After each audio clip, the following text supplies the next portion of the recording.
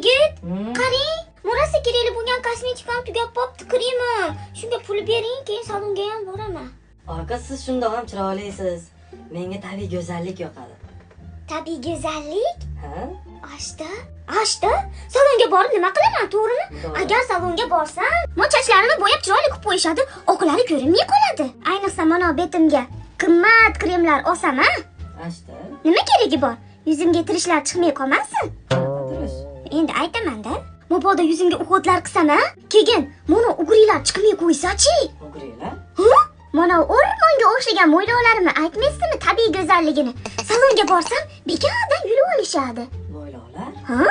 Adashib kosmetologga ham borib qolsam deng. Mana yuzlarimni tozalashib, burnimdagi qop-qora nuqtalarimni ketkizishib, yuzimni cho'tki qilib yaltillatib qo'yishsa, undan uyda o'tiravering.